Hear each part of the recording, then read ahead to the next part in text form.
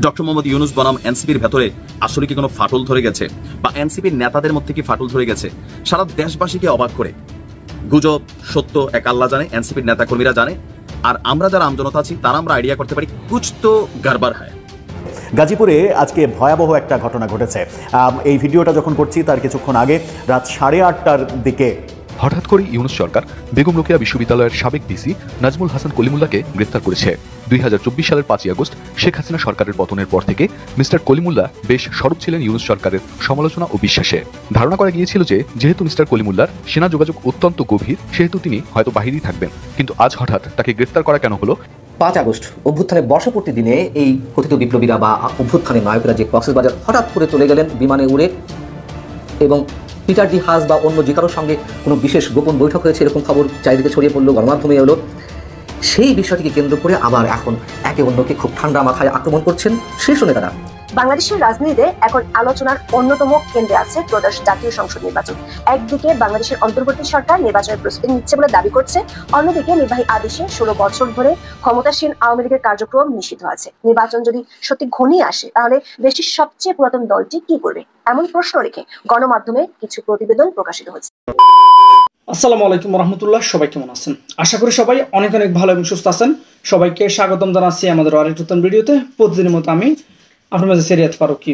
দর্শক, আজকের video title এবং থাম্বনেল দেখে বুঝতে পেরেছেন দেশে যে রাজনৈতিক চলমান পরিস্থিতি চলতেছে তার এই ধারাবাহিকতায় আজকের ভিডিওটা আপনাদের মাঝে তুলে ধরার চেষ্টা করেছি। যেখানে আপনার ভিডিওর শুরুতে বেশ কয়েকজনের বক্তব্য শুনেছেন এবং বেশ কয়েকটা প্রতিবেদন দেখেছেন, যে প্রতিবেদনগুলো দেখে বুঝতে পেরেছেন আজকের ভিডিওটা কতটা গুরুত্বপূর্ণ হতে চলেছে। আজকের ভিডিওটা মাধ্যমে যে দেশের যে রাজনৈতিক চলমান পরিস্থিতি চলতেছে সে সম্পর্কে আপনারা বেশ কিছু তথ্য জানতে পারবেন এবং দেশের যে রাজনৈতিক যে পরিস্থিতি চলতেছে সেটা সম্পর্কে অনেক বিষয় জানতে পারবেন। তো দর্শকের বিষয় নিয়ে আর বেশি বিস্তারিত না বলে আমরা সরাসরি মূল ভিডিওতে চলে যাচ্ছি। তার আগে ছোট্ট একটি অনুরোধ জানাতে চাই, যারা ফারুকি অনলাইন ইউটিউব চ্যানেলটিতে এখন তো চ্যানেল সাবস্ক্রাইব করে সাথে থাকবেন, যারা ইতিমধ্যে সাবস্ক্রাইব করেছেন তাদেরকে অসংখ্য ধন্যবাদ। যারা সাবস্ক্রাইব করেন তাদের উদ্দেশ্যে একটি কথা বলবো, দেখতে থাকুন, দেখতে দেখতে ভালো লাগবে, ভালোবাসা হয়ে যাবে ইনশাআল্লাহ। দর্শক, আর বেশি কথা না বলে আমরা সরাসরি এখানে ধারাবাহিকভাবে ভিডিওর বাকি অংশগুলো একটু বিস্তারিত দেখে আসবো। শীর্ষ নেতাদের মধ্যে স্বার্থের যে চরম দ্বন্দ্ব সংঘাত, সেখান থেকে একে অন্যকে আক্রমণ পাল্টা আক্রমণের নানান বিষয় আমাদের সামনে আসছে। কোনটি আবার ঠান্ডা মাথায় চলছে, যেগুলো আমরা অনুমান করতে পারি যে কোন পর্যায়ে গিয়ে পৌঁছেছে তাদের স্বার্থের সংঘাত বা দ্বন্দ্ব। এরকম অনেক বিষয় আমরা জানতে পারছি। বিশেষ করে 5 আগস্ট অভ্যুত্থানের বর্ষপূর্তি দিনে এই কথিত বিপ্লবীরা বা অভ্যুত্থানের নায়করা যে কক্সবাজার হঠাৎ করে চলে গেলেন বিমানে উড়ে, এবং পিটার ডি হাস বা অন্য যে কারোর সঙ্গে কোনো বিশেষ গোপন বৈঠক হয়েছে এরকম খবর চারিদিকে ছড়িয়ে পড়লো, গণমাধ্যমে এলো।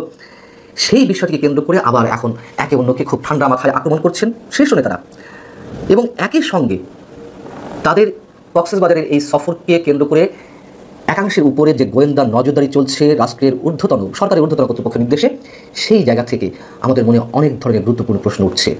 কি হতে যাচ্ছে আসলে? কোন পক্ষ রাষ্ট্রের পক্ষে কাজ করছে, কোন পক্ষ রাষ্ট্রের বিপক্ষে কাজ করছে? সরকারের ঊর্ধ্বতন কর্তৃপক্ষ বা কারা, যারা হাসান আবদুল্লাহ সাল্লামের উপরে গোয়েন্দা নজরদারির নির্দেশ দিয়েছেন, সে বিষয়ে আসছি। এবং যে কারণ দর্শানোর নোটিশটি দেওয়া হয়েছিল দলের কেন্দ্রীয় কমিটি থেকে, শীর্ষ 5 নেতাকে কেন কক্সবাজার ঘুরতে যাওয়া হলো তাদের কাউকে অবহিত না করে, বা দলের যে ফোরাম তাদের কাউকে না জানিয়ে, তার উত্তরে আবার হাসান আবদুল্লাহ বা নাসরুদ্দিন পাটোয়ারির মতন শীর্ষ নেতারা যে জবাব দিয়েছেন তা খুবই হাস্যকর এবং পরস্পর বিরোধী। যে চিঠিটি দেওয়া হয়েছিল সেখানে কি বলা ছিল? সেখানে উল্লেখ করা ছিল মোটামুটি এরকম যে দলের আহ্বায়ক কিংবা সদস্য সচিব বা দলীয় পর্ষদ তারা কেউ জানতো না এই 5 জন কোথায় যাচ্ছে না যাচ্ছে, অতএব তাদেরকে সরাসরি উপস্থিত হয়ে দলের আহ্বায়ক নাহিদ ইসলাম অথবা সদস্য সচিব আক্তার হোসেনের সামনে ব্যাখ্যা দিতে হবে। তার জবাবে প্রথমে আমি একটু নাসরুদ্দিন পাটোয়ারির ব্যাখ্যাটা তুলে ধরি। তিনি কি ব্যাখ্যা দিয়েছেন, তিনি কি উত্তর দিয়েছেন কারণ দর্শানোর নোটিশের জবাবে? তিনি বলছেন যে 5 আগস্ট আমার কোনো পূর্বনির্ধারিত রাষ্ট্রীয় বা সাংগঠনিক কর্মসূচি ছিল না, দল থেকেও নাকি তাকে এই বিষয়ে কিছু বলা হয়নি। এবং তার আগের রাত অর্থাৎ 4 আগস্ট হাসান আবদুল্লাহ তার কোচিং অফিসের একজন সহকারীর ফোন দিয়ে আমাকে জানায় যে সে তার স্কুল বন্ধুদের সঙ্গে 2 দিনের জন্য ঘুরতে যাবে, এবং আমি তাকে আহ্বায়ক মহোদয়কে বিষয়টি অবগত করতে বলি। সে বলে যে হ্যাঁ আমিও জানাবো, আপনিও জানাবেন। তো নাসরুদ্দিন পাটোয়ারি বলছেন যে এই বিষয়টি আহ্বায়ককে জানানো হয়েছে নাহিদ ইসলামকে, এবং সদস্য সচিবের সঙ্গেও ফোনে যোগাযোগ করেন এবং জানতে পারেন যে রাষ্ট্রীয় যে প্রোগ্রাম ছিল, সরকারের যে কর্মসূচি ছিল, ঘোষণাপত্র, সেখানে দল থেকে 3 জন প্রতিনিধি যাচ্ছেন, এই জন্য তাদের কোনো কাজ নেই। এই কারণেই তিনি নাকি ঘুরতে গিয়েছিলেন। কেন ঘুরতে গিয়েছিলেন?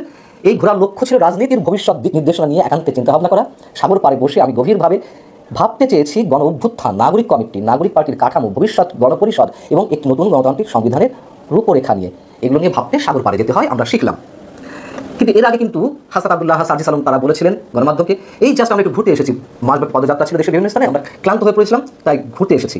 কিন্তু নাসিরুদ্দিন পাটোয়ারি বলছেন দলের ভবিষ্যৎ কর্মপরিকল্পনা নিয়ে রাষ্ট্রকে নিয়ে চিন্তা ভাবনা করতে সাগর পাড়ি গিয়েছিলেন, বেশ ভালো কথা। এবং তিনি বললেন যে দলের শীর্ষ নেতাদের জানানো হয়েছে, আর চিঠিতে বলা হয়েছে তারা কেউ কিছু জানায়নি কেন।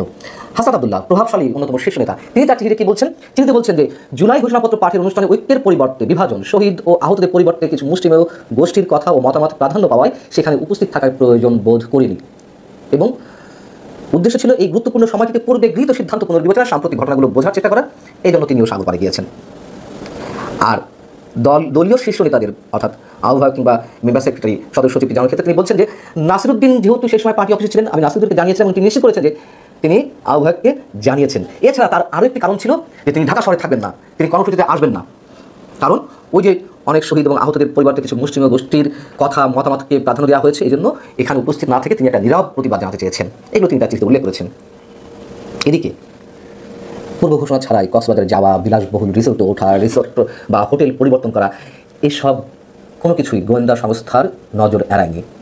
পরিস্থিতি এমন পর্যায়ে পৌঁছেছে যে ডিজিএফআই, সামরিক গোয়েন্দা সংস্থা ডিজিএফআই, রাষ্ট্রীয় গোয়েন্দা সংস্থা এনএসআই, এই গোয়েন্দা সংস্থাগুলো সহ একাধিক সংস্থার সদস্যরা গত 2 দিন ধরে এই যে আলোচিত 5 শীর্ষ নেতা তাদের গতিবিধির উপরে কড়া নজর রাখছে, এমনটাই আমরা জানতে পেরেছি।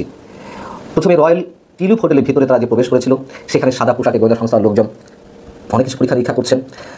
হোটেলে যে সিসিটিভির ফুটেজ, সেগুলো তারা সংগ্রহ করে খতিয়ে দেখছেন যে দেশি বিদেশি কোনো নাগরিকের সঙ্গে বৈঠক হয়েছে কিনা। আমরা জানি না এই পরবর্তীতে কোনো বয়ান দেওয়া হবে কিনা যে না কারোর সাথে দেখা হয়নি, কারোর সঙ্গে বৈঠক হয়নি। আবার হাসান আব্দুল্লাহ কিন্তু বলছেন যখন তারা বিমানবন্দরে গেলেন কক্সবাজার যাওয়ার উদ্দেশ্যে, যেহেতু তারা একটি ফ্লাইটে গেছেন, সেখান থেকেই বিশেষ গোয়েন্দা সংস্থার লোকেরা তাদের গতিবিধি নজরদারিতে রাখে এবং তাদের বিভিন্ন ছবি সংগ্রহ করে নাকি বিভিন্ন গণমাধ্যমে তারা সাপ্লাই দেন। হাসান আব্দুল্লাহর অভিযোগ এবং গণমাধ্যমে যে বিষয় এসেছে, যুগান্তর এই যে গোয়েন্দা নজরদারির বিষয়টি প্রথমে ব্রেক করেছে রুশটি। যুগান্তর বলছে যে এই বিষয়টি একাধিক গোয়েন্দা সংস্থার সদস্য তাদের কাছে স্বীকার করেছে এনসিপির এই শীর্ষ নেতাদের উপরে নজরদারির বিষয়টি। তারা নাকি বলছে যে ঊর্ধ্বতন নির্দেশে আমরা কক্সবাজারে অবস্থানরত এনসিপি নেতাদের গতিবিধির উপর নজর রাখছি, যদি এখনো পর্যন্ত তাদের কারোর সঙ্গে বৈঠকের নির্দিষ্ট প্রমাণ পাওয়া যায়নি। তিনি বলছেন যে তাদেরকে আবার হোয়াইট করে তোলার জন্য কোনো গোয়েন্দা সংস্থা আবার এই ধরনের কোনো বক্তব্য দেয় কিনা আমরা জানি না, ধারণা করতে পারি। আবার হতেও পারে ঊর্ধ্বতন কর্তৃপক্ষ নির্দেশে। এখন সেই ঊর্ধ্বতন কর্তৃপক্ষকে কারা মেনটেন করছে, কাদের হয়ে কাজ করছে এই ঊর্ধ্বতন কর্তৃপক্ষ? বাংলাদেশের রাজনীতিতে এখন আলোচনার অন্যতম কেন্দ্রে আছে ত্রয়োদশ জাতীয় সংসদ নির্বাচন। একদিকে বাংলাদেশের অন্তর্বর্তী সরকার নির্বাচনের প্রস্তুতি নিচ্ছে বলে দাবি করছে, অন্যদিকে নির্বাহী আদেশে 16 বছর ধরে ক্ষমতাসীন আওয়ামী লীগের কার্যক্রম নিষিদ্ধ আছে। নির্বাচন যদি সত্যি ঘনিয়ে আসে তাহলে দেশটির সবচেয়ে পুরাতন দলটি কি করবে, এমন প্রশ্ন রেখে গণমাধ্যমে কিছু প্রতিবেদন প্রকাশিত হচ্ছে। আওয়ামী লীগের অভ্যন্তরীণ কয়েকটি সূত্র দাবি করেছে অধ্যাপক ইউনূসের নেতৃত্বাধীন বাংলাদেশের অন্তর্বর্তী সরকারের বিরুদ্ধে মাঠে নামতে যাচ্ছে দলটি। 3টি ধাপে দলটি দেশে ও দেশের বাইরে সংগঠিত হয়ে কাজ করবে। প্রথম ধাপের অংশ হিসেবে চলতি অগস্ট মাস থেকে আন্দোলনে নামার জন্য তৃণমূলকে সংগঠিত করার দায়িত্ব পেয়েছে দলটির শীর্ষস্থানীয় নেতারা। এ লক্ষ্যে বাংলাদেশের সাবেক প্রধানমন্ত্রী ও আওয়ামী লীগ সভানেত্রী শেখ হাসিনা দ্বিতীয়বারের মতো দলটির নেতাদের সাথে বৈঠক করেছেন। 7 আগস্ট বিকেলে দলের 6 নেতার সাথে দিল্লিতে নিজ বাংলোতে এই বৈঠক অনুষ্ঠিত হয়েছে। এর আগে গত 31 জুলাই শেখ হাসিনা প্রথমবারের মতো দলটির 6 শীর্ষ নেতার সাথে বৈঠক করেছিলেন। প্রথম দফায় বৈঠকে অংশ নেওয়া 6 শীর্ষ নেতা 6 আগস্ট কলকাতায় অবস্থানকারী আওয়ামী লীগ ও অঙ্গ সংগঠনের নেতাদের সাথে বৈঠক করেছেন। বৈঠকের একাধিক সূত্রে জানা গেছে বাংলাদেশের প্রতিটি জেলার তৃণমূল নেতাদের মধ্য থেকে নেতৃত্ব বাছাই করে আন্দোলন পরিচালনার দায়িত্ব দেওয়া হবে। অন্যদিকে সরকারি সূত্রগুলো বলছে আওয়ামী লীগের তৎপরতা বাড়তে পারে এমন খবর গোয়েন্দা সংস্থাগুলো সরকারকে দিয়ে রেখেছে। বিশেষ করে দিল্লিতে বসে শেখ হাসিনা দলটির শীর্ষ নেতাদের সাথে বৈঠক করে যাচ্ছেন বলে সংবাদ মাধ্যমে খবর প্রকাশ হওয়ার পর থেকে চিন্তিত হয়ে পড়েছে সরকার। সেজন্য দলটির নেতাকর্মীদের ধরপাকড়ের মাত্রাও বেড়েছে। গত 1 সপ্তাহে দলটির কমপক্ষে 1600 নেতাকর্মীদের আইন শৃঙ্খলা বাহিনী গ্রেপ্তার করেছে। বিশেষ করে 15 আগস্ট যাতে কোনো বড় ধরনের কর্মসূচি দলটি করতে না পারে সে লক্ষ্যে আইন শৃঙ্খলা বাহিনী কাজ করে যাচ্ছে বলে দাবি করেছেন পুলিশের কয়েকজন ঊর্ধ্বতন কর্মকর্তা। ফলে দৃশ্যত সামনের দিনগুলোতে বাংলাদেশের রাজনৈতিক পরিস্থিতি আরো সহিংস ও সংঘাতময় হয়ে ওঠার আশঙ্কা প্রকাশ হচ্ছে। বিস্তারিত জানতে চলুন যাওয়া যাক বিশ্লেষণে।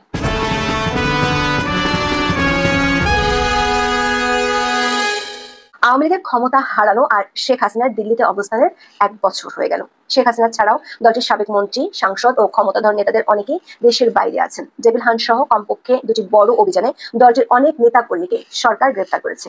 মব সন্ত্রাসের মাধ্যমে বহু নেতাকর্মীর বাড়িঘর জ্বালিয়ে দেওয়া হয়েছে। বাংলাদেশের অন্তর্বর্তী সরকারের পক্ষ থেকে অবশ্য দাবি করা হয়েছে আওয়ামী লীগের উপর ক্ষুব্ধ হয়ে মানুষ এসব করেছে। গ্রেপ্তার ও নিপীড়ন এড়াতে বহু নেতাকর্মী দেশের মধ্যে পালিয়ে আছেন। দলটির সাবেক মন্ত্রী, এমপি সহ নেতাকর্মীদের একটা বড় অংশ গ্রেপ্তার হয়ে মানবতা বিরোধী অপরাধ ও হত্যাকাণ্ড সহ বিভিন্ন মামলায় বিচারের মুখোমুখি হচ্ছেন। শেখ হাসিনা সহ দলটির শীর্ষস্থানীয় নেতাদের বিরুদ্ধে জুলাই হত্যাকাণ্ডের ঘটনায় মামলার স্তূপ জমে গেছে।